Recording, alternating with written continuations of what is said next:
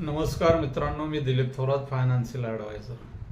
मित्रांनो, भारत देशामध्ये जी कुटुंब व्यवस्था आहे त्या कुटुंब व्यवस्थेमध्ये परिवाराला सर्वात महत्त्वाचं स्थान आहे मित्रांनो. आणि परिवारामध्ये सगळ्यात महत्त्वाचं आहे की फायनान्शियल प्लॅनिंग. प्रत्येक परिवाराचं या देशामध्ये नव्हे तर जगामध्ये फायनान्शियल प्लॅनिंग असणं काळाची गरज आहे मित्रांनो. त्याच्यामध्ये फायनान्शियल प्लॅनिंग करताना काय काय गरजेचं आहे? तुमचे खर्च आणि जबाबदाऱ्या, आणि सगळ्यात महत्त्वाचं तुमचं उत्पन्न आणि तुमची मालमत्ता, या संदर्भात मी थोडंसं आपल्याला आज स्पष्टीकरण सांगणार आहे मित्रांनो. विशेष म्हणजे खर्च आणि जबाबदारी आपण पार पाडत असताना तुमचा मासिक खर्च, दर महिन्याचा मासिक खर्च, त्याच्यामध्ये किराणा आहे, शाळा आहे, कॉलेजची फी आहे मुलांची, तुमचा मोबाईलचा खर्च आहे, पेट्रोलचा खर्च आहे, घरभाडे आहे आणि अवांतर खर्च आहे तुमचा मित्रांनो.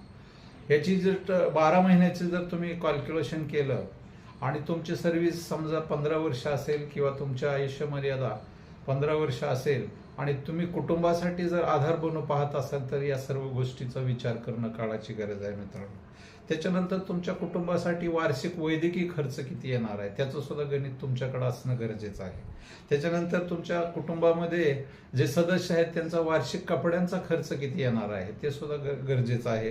त्याच्यामध्ये वार्षिक कार्यक्रमाचा खर्च, तुमच्यामध्ये समजा वेगवेगळे सण असतील, दिवाळी असेल, मुलांचं लग्न असेल, इतर सणवार असतील, आणि अशा सर्वांचं बजेट आपण काढणं गरजेचं आहे मित्रांनो. त्यानंतर तुम्ही समजा प्रवासाला जात असाल, वार्षिक प्रवास तुमचा किती असेल, गावाला जात असाल, कुठं फिरायला जात असाल, टूर असेल, त्याचा सुद्धा खर्च त्याच्यामध्ये असणं काळाची गरज आहे. त्यानंतर मुलाच्या उच्च शिक्षणाचा खर्च मित्रांनो, मुलांचं उच्च शिक्षण आहे त्याच्यासाठी किती खर्च लागणार आहे त्याचं बजेट असणं गरजेचं आहे. त्यानंतर मुलांच्या लग्नासाठीचा खर्च, तुम्हाला भविष्यामध्ये 20 ते 25 वर्षानंतर किती खर्च येणार आहे त्याचं सुद्धा बजेट असणं गरजेचं आहे. नंतर तुम्ही घरामध्ये नवीन दुचाकी घेणार असाल, 4 चाकी गाडी घेणार असाल, त्याचा सुद्धा खर्च तुम्हाला अपेक्षित धरणं गरजेचं आहे.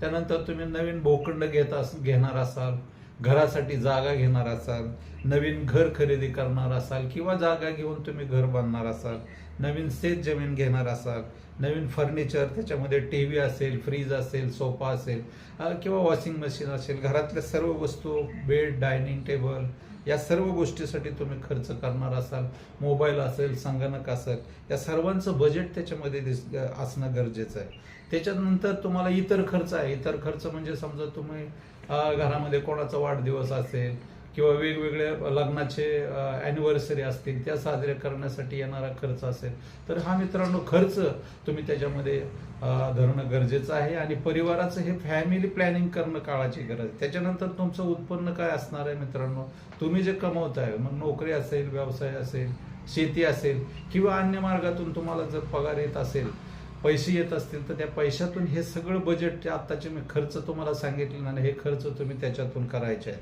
तर तुम्ही हिशेब करताना कसं करायचे की समजा तुमचं मासिक उत्पन्न समजा दर महिन्याला मिळत असेल तर ते 12 महिन्याचं कॅल्क्युलेशन करायचं आणि उत्पन्न तुम्ही किती वर्ष सर्व्हिस करणार आहात किंवा किती वर्ष तुम्ही आयुष्यामध्ये कमावणार आहात तेवढं गुणिले केल्यानंतर तुम्हाला ते उत्पन्न बजेटमध्ये धरायचं आहे आणि त्या बजेटच्या नुसार तुम्हाला खर्च करायचा आहे मित्रांनो.